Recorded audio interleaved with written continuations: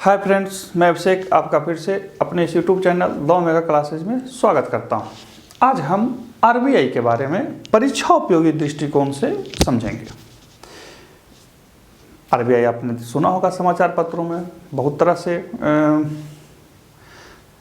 माध्यमों और साथ ही बहुत तरह के प्रकारों से आपने उसका नाम सुना होगा। कहीं आर्थिक नीतियों की वजह से, कहीं राजनीतिक विचारों या भाव या समस्याओं के कारण। खैर, यहाँ पे राजनीति की नहीं, यहाँ पे हम सिर्फ और सिर्फ परीक्षा उपयोगी दृष्टिकोण से आरबीआई के बारे में परिचर्चा करेंगे।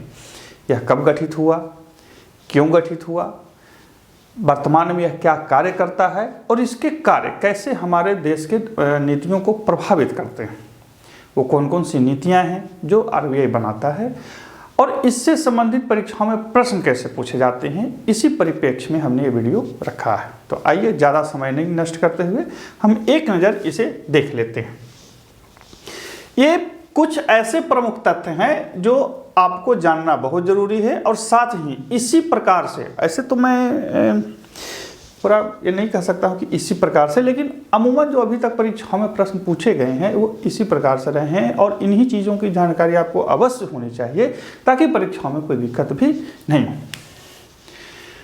देखिए, सर्वप्रथम हिल्टन यंग कमीशन। कौन सा commission? Hilton young commission. Hilton young commission जो था, हिल्टन यंग के नाम पर उस कमीशन का नाम रख दिया गया हिल्टन यंग कमीशन, लेकिन इस कमीशन का नाम था royal Commission on Indian currency and finance. अंग्रेजी भारत में एक कमीशन बनाई गई, कमीशन का नाम रखा गया royal Commission on Indian currency and finance. और इसके जो सदस्य थे या सबसे प्रमुख सदस्य थे या अध्यक्ष थे, जो भी आप कह सकते हैं, वो जॉन हिल्टन थे। तो उन्हीं के नाम पे इसे हिल्टन यंग कमीशन भी कहा जाता है। अब आपके मन में एक सवाल आनी चाहिए कि आखिर अंग्रेजों की क्या पड़ी थी कि वो भारत में एक केंद्रीय बैंक चाहते थे। तो देखिए, समझिए, सबसे पहली बात कि अंग्रेज जो थे वो अब पूरी दुनिया को नियंत्रित करते थे। नियंत्रित तो पहले भी करते थे, लेकिन उनकी आर्थिक नीतियां बदल रही थी। पूंजी अब संस्थागत रूप ले चुका था। उस संस्थागत रूप को रेगुलेट करने की आवश्यकता थी। रेगुलेट कौन करेगा? तो कोई एक ऐसी संस्था होनी चाहिए जो नीतियों को रेगुलेट करे। इसी उद्देश्य से उन्होंने अपने नीतियों को आगे बढ़ाया और एक केंद्रीय बैंक के रूप में उन्हें यह आवश्यकता महसूस हुई कि भारत में भी एक ऐसी संस्था होनी चाहिए, एक बैंक होना चाहिए जो भारत के समस्त बैंकिंग सिस्टम को रेगुलेट कर सके। हालांकि इससे पहले इंग्लैंड के ही करते थे। 1926 में केंद्रीय बैंक की स्थापना करने की सिफारिश थी, यानी कि 1926 में। आपसे दोनों सवाल पूछेगा कि आरबीआई की स्थापना किस कमीशन के सिफारिश पर की गई। तो हिल्टन यंग कमीशन, या ये न रह करके ये भी रह सकता है कि royal Commission on Indian currency and finance. ये दो तरह से पूछ सकता है। और साथ ही आपसे ये भी पूछ सकता है कि हिल्टन यंग कमीशन का नाम क्या था। तो Royal Commission on Indian currency and finance या Royal Commission on Indian currency and finance का नाम क्या था? तो हिल्टन यंग कमीशन। कब गठित हुआ था? 1926 में इसने अपनी रिपोर्ट दी और इसी रिपोर्ट को देखते हुए बाद में, हालांकि इसके पीछे भी इतिहास है कि 27 में भी एक विधेयक विधानसभा में लाया गया था लेकिन पारित नहीं हो पाया। कालांतर में 1934 में भारतीय रिजर्व बैंक अधिनियम 1934 बना। आरबीआई एक्ट 1934 के तहत 1 अप्रैल 1935 में आरबीआई की स्थापना हुई। मैं फिर से आपको रिमाइंड करा दूं, भारतीय रिजर्व बैंक अधिनियम 1934 यानी कि आरबीआई एक्ट 1934 के तहत 1 अप्रैल 1935 में आरबीआई की स्थापना हुई। सवाल यहां दो है, आरबीआई एक्ट कब पारित हुआ? तो 1934 में। बाद में गवर्नर जनरल ने भी उसको सहमति दी और आरबीआई ने काम कब से करना प्रारंभ किया? तो 1 अप्रैल 1935 से। 5 प्रश्न। आरबीआई किसके अनुशंसा पर स्थापित हुई? Hilton young commission. Hilton young commission का नाम क्या था? Royal Commission on Indian currency and finance. इसने कब सुझाव दिया? 1926 में। उसी के आधार पर क्या एक्ट पारित हुआ? RBI act 1934। बना कब? 1 अप्रैल 1935। तो इसको आपको ध्यान रखना है। इतनी तरह से सवालों को पूछा जा सकता है, ध्यान रखेंगे। स्थापना के समय आरबीआई की पूंजी यानी कि इसकी अधिकृत पूंजी 5 करोड़ थी। ये बहुतों बार आपने परीक्षाओं में देखा होगा कि आरबीआई जब स्थापित हुई थी तो उसकी पूंजी कितनी थी, तो 5 करोड़। जो बैंक जो भी स्थापित होते हैं उनकी एक पूंजी होती है। यह तो केंद्रीय बैंक था, इसकी पूंजी ज़्यादा होनी चाहिए थी, तो इसे 5 करोड़ की उस समय पूंजी थी। 1 जनवरी 1949 को इसका यानी कि आरबीआई का राष्ट्रीयकरण कर दिया गया। पहले ऐसा नहीं था। 1 जनवरी 1949 को इसका राष्ट्रीयकरण कर दिया गया। ये आपसे बार बार सवाल पूछता है कि आरबीआई की स्थापना कब हुई? 1 अप्रैल 1935। किस एक्ट के तहत? RBI act 1934। किसके अनुशंसा पर? हिल्टन यंग कमीशन के अनुशंसा पर। हिल्टन यंग कमीशन ने कब अनुशंसित किया था? 1926 में। राष्ट्रीयकरण कब किया गया? 1 जनवरी 1949 को। ये इतना तक आपका मामला क्लियर होना चाहिए। अब इसके बारे में विशेष जानकारी। इसका मुख्यालय पहले कोलकाता था, परंतु 1937 से इसे मुंबई कर दिया गया। याद रखिए 1937 में 35 में जब बना तो कोलकाता मुख्यालय था, बाद में इसका जो मुख्यालय था वो ट्रांसफर करके मुंबई कर दिया गया। और आरबीआई के प्रथम गवर्नर सर ऑसबोर्न स्मिथ थे। आरबीआई के प्रथम गवर्नर कौन थे? Sir Osborne Smith. 1935 से 1937 तक ये रहे थे। देश की स्वतंत्रता के समय सर सीडी देशमुख 1943 से 1943 से 1949 तक इसके गवर्नर थे। यानी कि देश की आज़ादी के समय आरबीआई के गवर्नर सीडी देशमुख थे। लेकिन आरबीआई के प्रथम गवर्नर कौन थे? सर ऑसबोर्न स्मिथ थे। इसको ध्यान रखेंगे, कभी कभी पूछ लेता है कि आरबीआई के प्रथम गवर्नर कौन थे? तो सर ऑसबोर्न स्मिथ थे। सीडी देशमुख आज़ादी के समय थे। कोलकाता पहले मुख्यालय था, 37 से मुख्यालय कहाँ कर दिया गया? मुंबई में कर दिया गया। इतना क्लियर है आपका? अब देखिए 1947 तक बर्मा के केंद्रीय बैंक के रूप में आरबीआई करता था। बर्मा जो था 1937 में अलग कर दिया गया भारत से, लेकिन उसका केंद्रीय बैंक के रूप में 1947 तक आरबीआई काम करता था। और 1942 तक तो उसका रुपया भी आरबीआई छापता था। आरबीआई 1942 तक बर्मा का नोट छापता था और केंद्रीय बैंक के रूप में 1947 तक काम करता था। ध्यान रखेंगे। जून 1948 तक आरबीआई पाकिस्तान के केंद्रीय बैंक के रूप में कार्य करता रहा। जब देश बंटवारा हुआ तो जून 1948 में पाकिस्तान बैंक की स्थापना हुई। पाकिस्तान के आरबीआई के केंद्रीय बैंक की स्थापना हुई, बैंक ऑफ पाकिस्तान का। और तब तक आरबीआई वहाँ का केंद्रीय बैंक के रूप में कार्य करते रहा। आपसे सवाल ये बनता है कि भारतीय रिजर्व बैंक यानी कि आरबीआई कब तक पाकिस्तान के केंद्रीय बैंक के रूप में कार्य करता रहा? तो जून 1948 तक। वर्तमान में आरबीआई के केंद्रीय कार्यालय में कुल 27 विभाग है, 27 डिपार्टमेंट हैं एवं 22 क्षेत्रीय कार्यालय हैं जो अधिकतम राज्यों की राजधानियों में बने। कहिए कि श्रीमान इसमें क्या सवाल पूछेगा? इसमें सवाल पूछेगा कि आरबीआई के केंद्रीय कार्यालय में कुल कितने विभाग हैं? वर्तमान में 27 और 22 क्षेत्रीय कार्यालय हैं। कितने कार्यालय हैं? 22 क्षेत्रीय कार्यालय हैं। आप अपने राज्य की राजधानी में जाइए, वहाँ देखिए कि आरबीआई का कार्यालय कहाँ पे है, समझ में आ जाएगा कि वो उसका क्षेत्रीय कार्यालय है। ऐसे 4 जगह इसका उप कार्यालय भी है, मुंबई के अलावा चेन्नई में है, कोलकाता में है और नई दिल्ली में। ये रेगुलेट करते हैं। या यूँ कहिए कि उत्तरी क्षेत्र के लिए अलग है, पूर्वी क्षेत्र के लिए अलग है, पश्चिमी क्षेत्र के लिए अलग है और दक्षिणी क्षेत्र के लिए अलग है।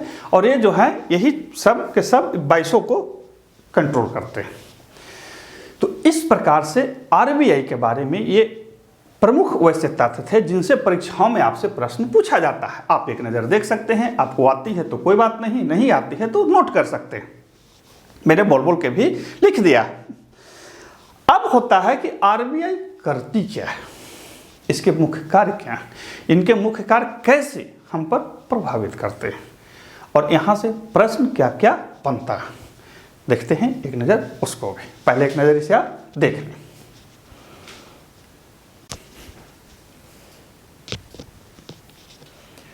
अब देखते हैं इसके आगे के मुख्य चीज़ों को।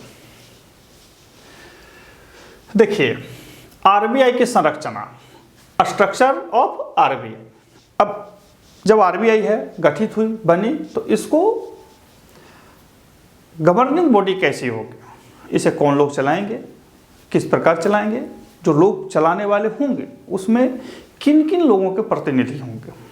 इस प्रकार से हम इसमें गवर्निंग बॉडी में इसका अध्ययन करते हैं, या इसी प्रकार से बनाया भी गया। इससे भी सवाल उत्पन्न होते हैं।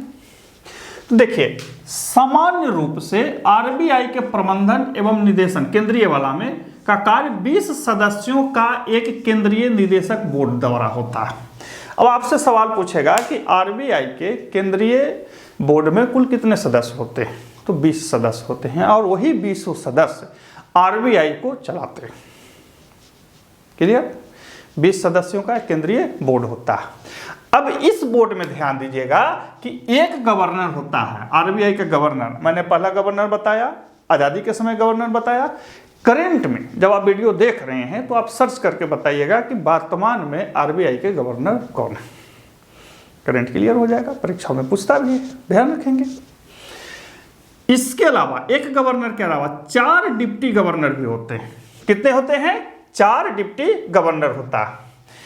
एक वित्त मंत्रालय द्वारा भेजा गया या नियुक्त सरकारी अधिकारी होता है। तो कितना हो गया? 4 1 5 5 1 6 आदमी। ठीक है। इसके अलावा भारत सरकार द्वारा नामजद 10 सदस्य होते हैं। भारत सरकार द्वारा नामजद 10 सदस्य होते हैं, अर्थात केंद्रीय जो बोर्ड होता है उसमें एक गवर्नर होंगे, 4 डिप्टी गवर्नर होते हैं। तो 4 1 कितना हो गया? 5 हो गया। एक व्यक्ति या एक ऐसा व्यक्ति आता है जो वित्त मंत्रालय द्वारा भेजा जाता है और वो सरकारी बाबू यानी कि सरकारी अधिकारी होते हैं। इसके अलावा भारत सरकार द्वारा नामजद 10 सदस्य होते हैं। आप कहिए कि किसको भारत सरकार नामजद करेगा? तो जो वित्तीय समावेशन और ऐसे किसी कार्य में दक्ष होते हैं जो भारत के वित्तीय संचालन में महत्वपूर्ण भूमिका निभा सके। और यहाँ पे ध्यान रखें कि वित्तीय का मतलब सिर्फ बैंकिंग ही नहीं, हो सकता है कि पब्लिक वेलफेयर से, यानी कि लोगों को गरीबी से ऊपर कैसे निकाला जाए, या फिर कौन से ऐसे प्रोग्राम चलाया जाए जिनसे भारत में जो सूक्ष्म पूंजी मतलब छोटे छोटे स्तर पे जो पूंजी है वो लोगों तक पहुंच सके, यानी कि लोगों के वित्त पोषण के साथ साथ ही सर्वांगीण विकास के लिए वो अपने कार्य में दक्ष हों। जैसे अभिजीत बनर्जी का आपने नाम सुना होगा, और भी बहुत सारे लोग आते हैं। ये सब लोग, अमर्त्य सेन का नाम सुना होगा, ये लोग नामजद होते हैं। और ये लोग क्या करते हैं कि सुझाव देते हैं कि आप ऐसा ऐसा कार्य कीजिए जिससे लोगों के पास पूंजी निर्मित हो और देश में गरीबी घटे। तो वैसे लोगों को रखा जाता है। ये लोग मुख्यतः 10 होते हैं। कितने होते हैं? 10 होते हैं। अब है कि इस केंद्रीय बोर्ड में, यानी कि इसमें 4 निदेशक केंद्र सरकार द्वारा ही आते हैं जो स्थानीय बोर्डों का प्रतिनिधित्व करते हैं। बोले कह रहे श्रीमान ये कहाँ से एक ठो ले आए? तो देखिए, मैंने पहले भी बताया था कि मुख्यालय केंद्र आरबीआई का कहाँ है? मुंबई में। लेकिन 4 इसके क्षेत्रीय ऐसे उप कार्यालय भी हैं जो रेगुलेट करते हैं। और ये चारों जो हैं, चारों भारत के बड़े शहरों में हैं, दिल्ली, मुंबई, कोलकाता और चेन्नई में। और ये उसका क्षेत्रीय बोर्ड हुआ। कौन सा बोर्ड हुआ? क्षेत्रीय बोर्ड हुआ। और यही क्षेत्रीय बोर्ड जो होते हैं वो अपने अपने क्षेत्रों को देखते हैं, समझते हैं, जानते हैं। ऐसा इसलिए किया गया कि अब मुंबई में बैठा हुआ आरबीआई के जो बोर्ड के सदस्य होंगे, अब वो केरला के बारे में, मणिपुर के बारे में, जम्मू कश्मीर के बारे में नीतियां बनाते समय उनको समग्र जानकारी उपस्थित हो सके, इसके लिए ये व्यवस्था की गई है। तो जो केंद्रीय बोर्ड में 4 सदस्य स्थानीय बोर्ड से जाते हैं। कितने बोर्ड से जाते हैं? 4 सदस्य स्थानीय बोर्ड से जाते हैं। भारत में वर्तमान में 4 स्थानीय बोर्ड है। मैंने पहले भी बता दिया था कि 4 स्थानीय बोर्ड हैं और 22 उप कार्यालय। ध्यान रखिएगा, कंफ्यूजन मत होइएगा। 4 स्थानीय बोर्ड हैं जो भारत के 4 सबसे बड़े शहरों में है। कौन कौन है बताने की जरूरत नहीं है, यदि बताने की जरूरत है तो समस्या है, ऐसे मैं बोल देता हूँ, दिल्ली, मुंबई, कोलकाता और चेन्नई। तो यहाँ पे इनके स्थानीय बोर्ड है। बाकी आरबीआई के 22 उप कार्यालय हैं।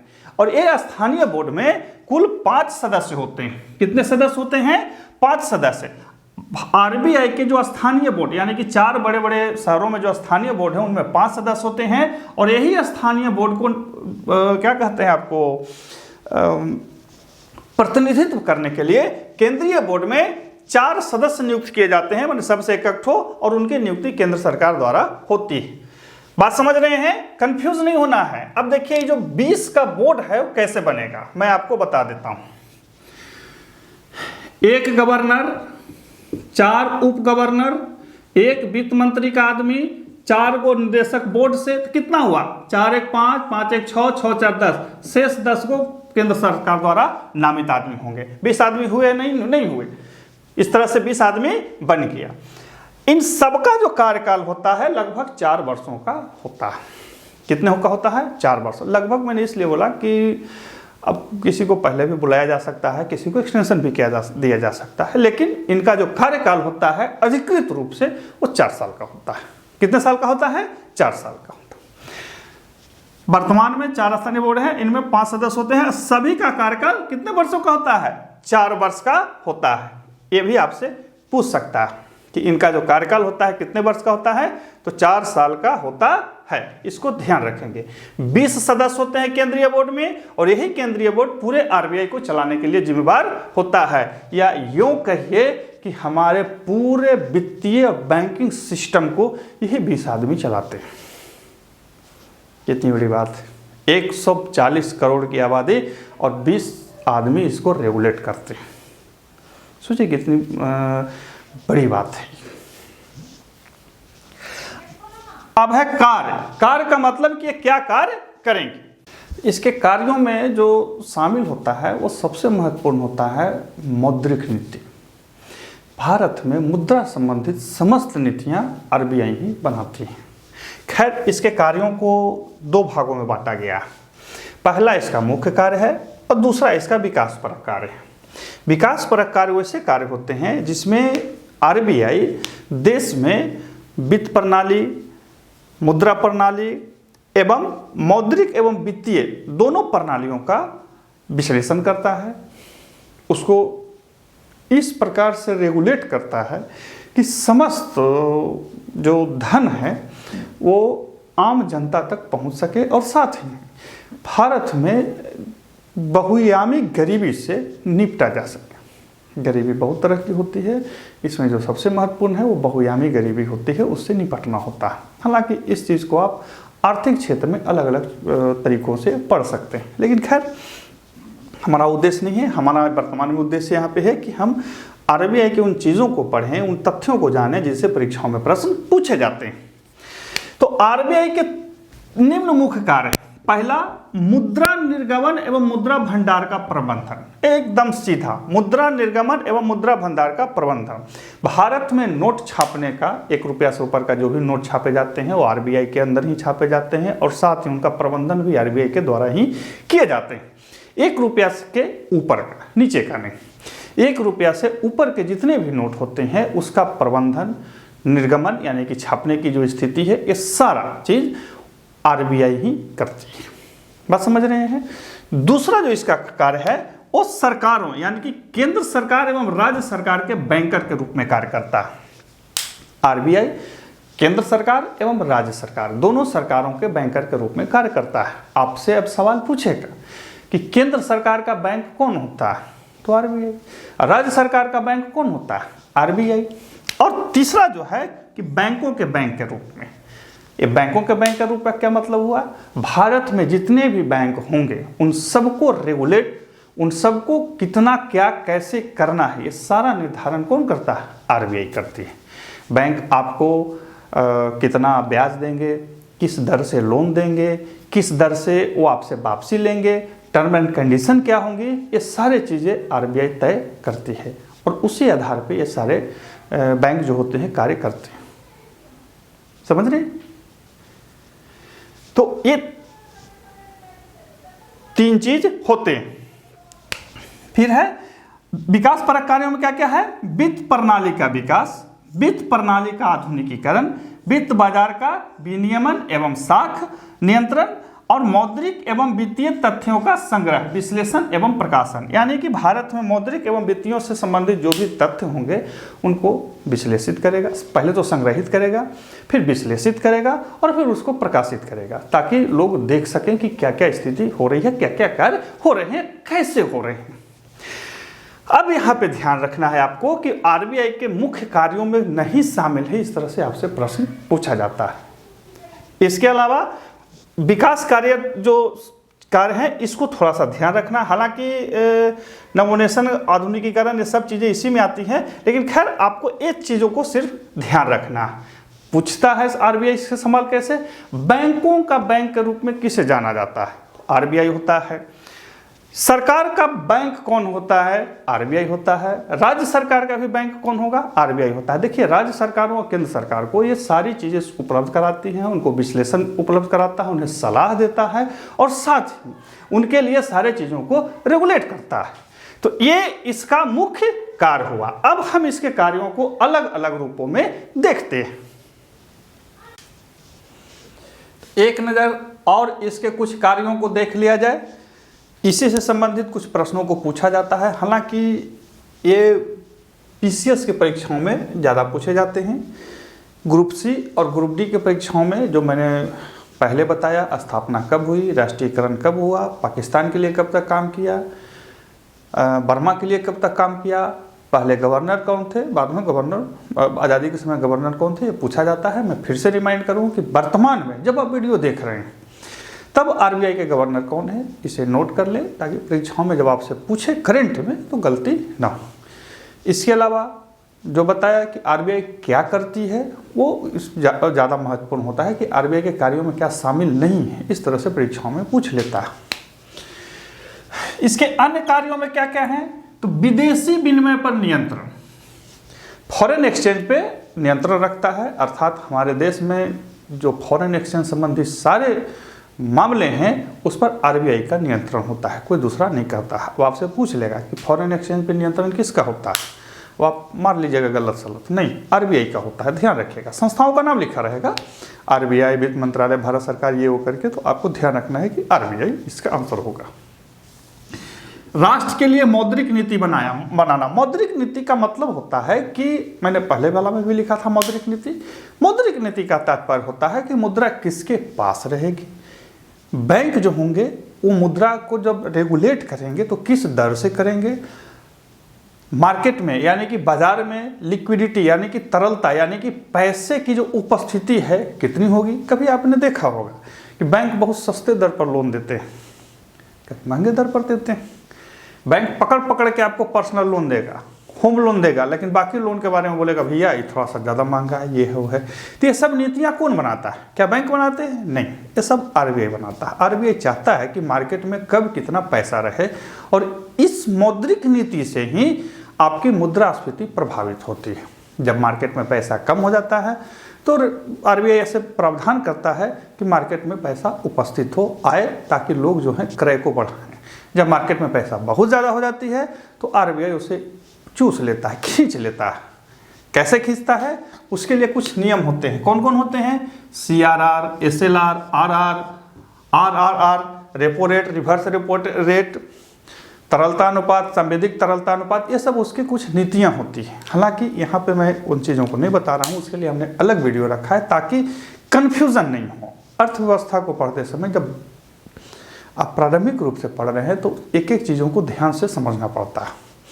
तो मौद्रिक नीति, हालांकि मौद्रिक नीति एक बहुत ही व्यापक अवधारणा है, उसे बहुत तरह से समझा जाता है, लेकिन उसमें मैंने इसलिए कोटेट कर दिया ताकि आपको ध्यान रहे।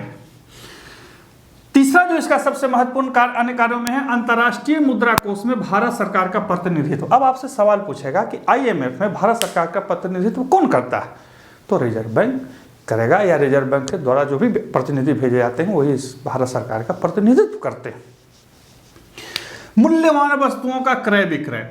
एक बार हमको याद है कि 2007 या 2008 में इस तरह से प्रश्न पूछा था कि भारत में जो सबसे मूल्यवान वस्तुएं होती हैं उनका क्रय विक्रय कौन करता है, तो RBI, reserve bank of India करती है। अब आपके मन में सवाल आ सकता है कि भाई ये मूल्यवान वस्तुएं क्या होती है, तो भारत सरकार की कोई ऐसी संपत्ति जो अति मूल्यवान होती हैं उनका क्रय और विक्रय कौन करेगा, आरबीआई ही करती है। या भारत सरकार किसी बहुत मूल्यवान वस्तुओं का क्रय विक्रय आरबीआई के माध्यम से करती है, ऐसा इसको समझ सकते हैं।